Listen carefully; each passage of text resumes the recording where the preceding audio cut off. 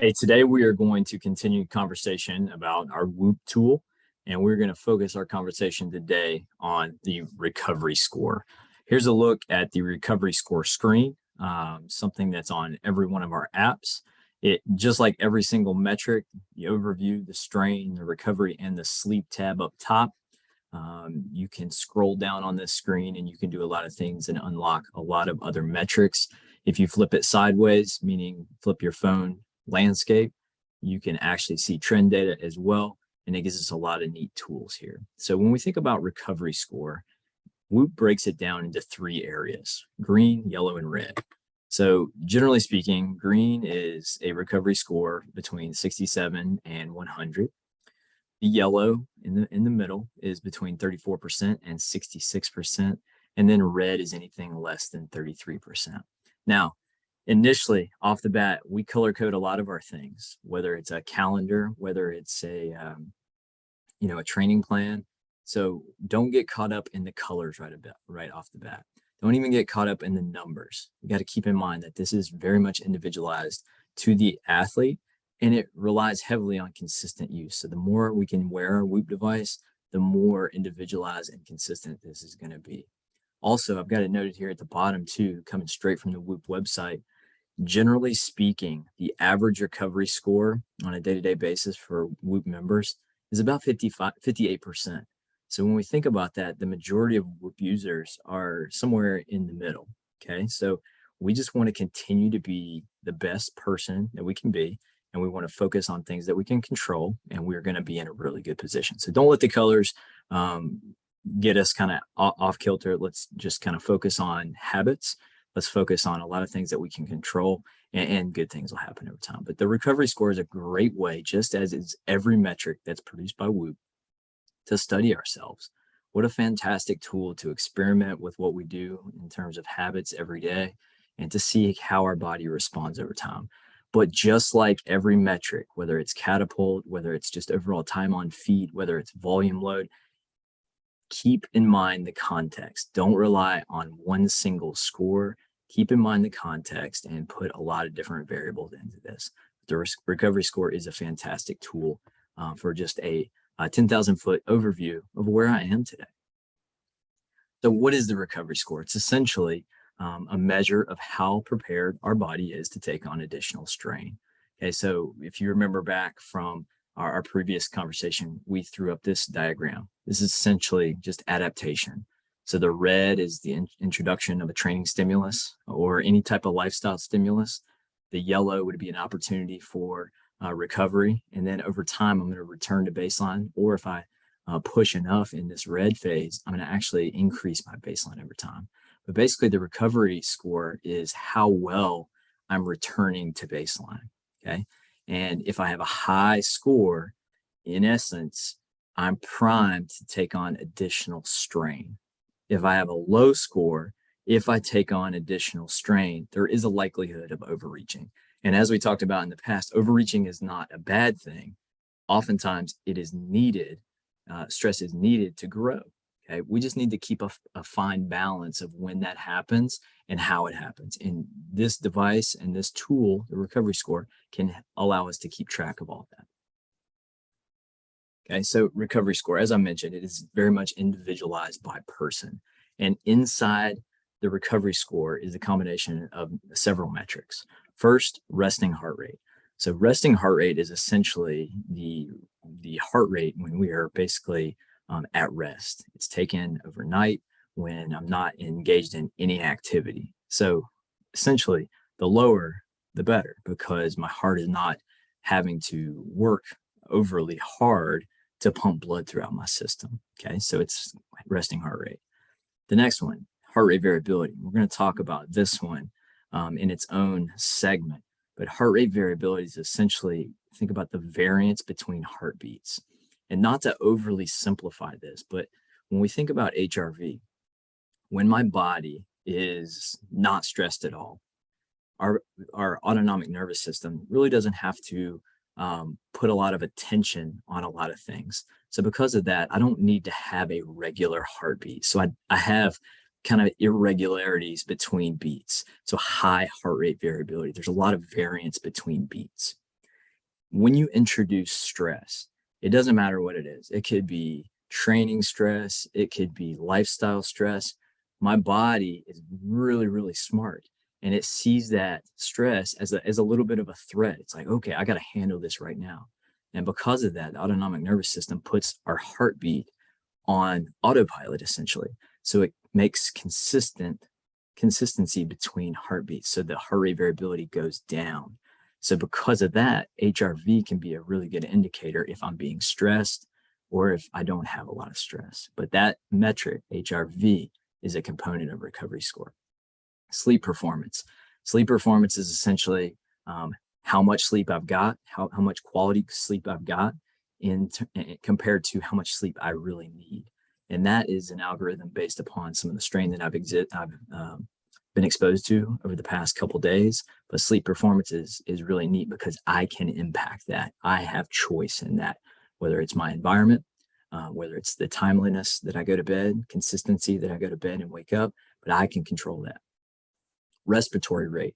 Respiratory rate's interesting. It's essentially the timing of inhaling and exhaling. So again, when think about the idea of a stressor. So whenever I'm inhaling, I'm breathing in oxygen, and all oxygen is trying to do is to buffer the acidic environment that's occurring inside of my body when muscles are working, when my body is operating. So if I don't have a lot of stress going on and my body's just kind of relaxing, there's not a lot of stress. So I'm not creating that really volatile environment inside my body. So I don't need to bring in extra oxygen to buffer that and to exhale as carbon dioxide. What we can find with respiratory rate, however, is if I'm sick, if I'm experiencing a lot of stress, respiratory rate can actually go up a little bit because think about it. I've introduced a stress. Now my body has to work to get back to baseline. So I need more oxygen to buffer the volatility that's happening inside my body.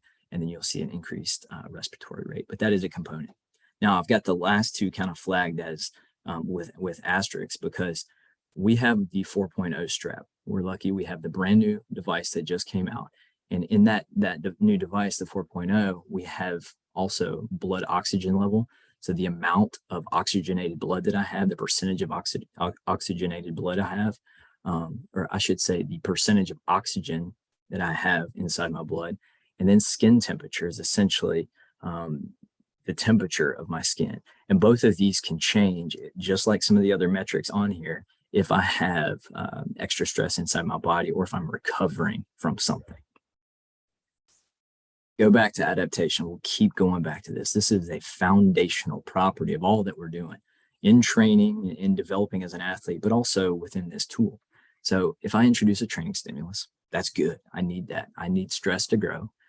I now need to put ample recovery opportunities. I need to choose to make positive choices in terms of recovery. And then I'm actually going to return to baseline and actually go above my baseline. Okay. So go back to the whole idea of adaptation always with what we're doing. Stress in, recovery means growth. Okay. And then, one thing with this whole piece about recovery and everything that we see with our tool, we always need to keep in mind that our coaches are nonstop planners, whether it's our performance team, whether it's our tactical, technical coaches, the sport coaches.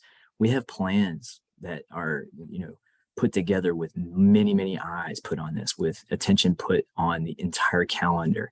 So many of the dosages of stress that are applied in the weight room, on the field, on the court, on the ice, whatever it may be, are intentional. They're put there intentionally to overreach when we need to, and then pull back to allow recovery. So it's our responsibility as athletes to make sure we're doing every single thing that we can to recover so that when we come into that training environment, we're ready for that stress.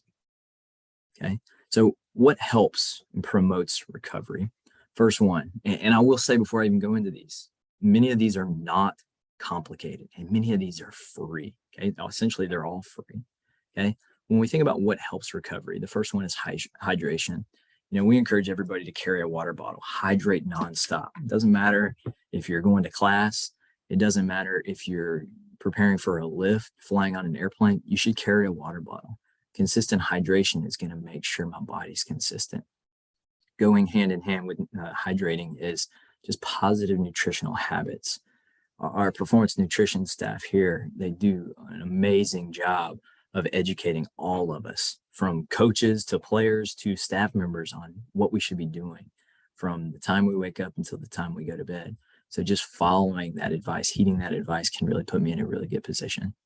Midday naps. This is a really neat topic. So when we think about that sleep performance score, oftentimes we need to create an environment where we can get more sleep. Us as college athletics, professional athletes, coaches, we're always slammed for time. There's class going on, there's practice going on, there's training going on. So sometimes it's hard to get in bed and to get long durations of sleep at night. Okay, but if we can supplement with a midday nap, somewhere with the literature tells us between 1 o'clock and 4 o'clock in the afternoon, about 20 to 35 minutes, like a power nap, that can actually extend the total amount of sleep that we had in a 24-hour span, and can actually supplement everything that we're doing. Now, one caveat, and we'll talk about this a lot, we recommend, that 1 to 4, because that's what the literature is telling us in terms of the most optimal time to sleep.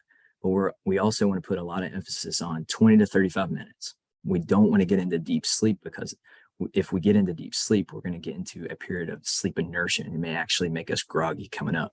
And another piece to that is 1 o'clock to 4 o'clock. That's prime practice time. So if we need to adjust that a little bit earlier in the day, we certainly can. And one of the things we would like to do too is to avoid sleep inertia and grogginess before practice. Try to complete your nap at minimum 60 minutes before practice or training, and hopefully maybe about 90 minutes. And then I can wake back up, I can become alert.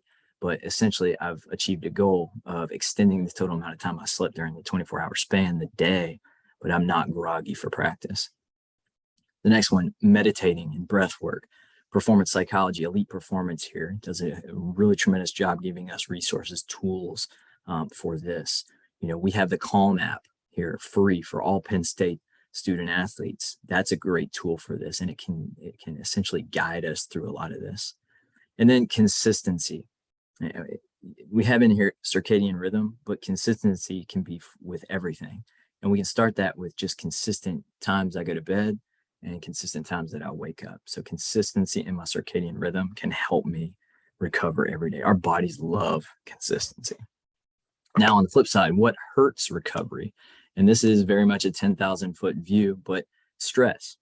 Stress is good, but stress can be bad if not managed correctly. So we always need to think about, what is the most important thing? What matters? When I need to, get excited about certain things, definitely do that. But when I can turn off, let's find a way to turn off whatever that may look like for us. Alcohol consumption. We're in a college environment. We're in a college town here in State College. It's around us. But as college athletes, we need to make choices when and how, if we choose to consume alcohol, and understand that it's going to impact performance. So alcohol consumption of any kind, any time, or any dose will negatively hurt our recovery. I mentioned the consistency in circadian rhythm. Irregular sleep patterns or irregularity across days can hurt our recovery score.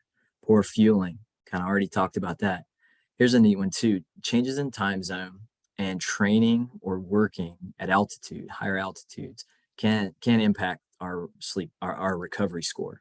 So think about when I change time zones, okay, our bodies are completely thrown off whack. When I travel east, it's a little bit more detrimental, because it's a little bit harder for us to speed up our clocks to go to sleep, okay? And traveling east makes us kind of, it's just harder to go to sleep a little bit earlier when we go east. West, it's a little bit easier, but anytime I change time zones, especially over 3 time zones, that may negatively hurt my recovery score. Altitude, the same way. Think about when I go to altitude, there's a little bit less percentage of oxygen in the air. So my body has to work a little extra harder. It's a stressor to actually bring in the oxygen to oxygenate our blood and then to buffer all the things that are happening inside my body. So my body has to work harder when I change time zone and when I change altitude, especially up. At the end of the day, we're going to keep coming back to this pyramid. We just always need to think about being a total athlete or a total coach. We're in the performance industry. So if we can think about our Whoop device as being a gateway, a window, or an educator, a personal educator for us on our health and wellness, that will lay a really robust foundation down for us so that we can work to train the physical. We can work to train on-field technical, tactical, and then to get our headspace right in the mental block. And then what we're doing essentially is chasing high performance. And that's just being consistent in everything that we're doing here. Here's a couple pieces here if you're interested in zooming in on this piece a little bit more, the Whoop recovery score. I'll zoom in right here to the bottom one where there's a complete article and podcast about how the Whoop recovery score works. I would really push you to that. Check out the Whoop website, play around with your app, be consistent with wearing it, and it's going to be more accurate. It's going to be more detailed to you. If anybody ever has any questions, please reach out to your strength conditioning coach, your athletic trainer, or me directly, and we'll put you on the right track. Hope everybody has a great day, and we're talking Whoop recovery.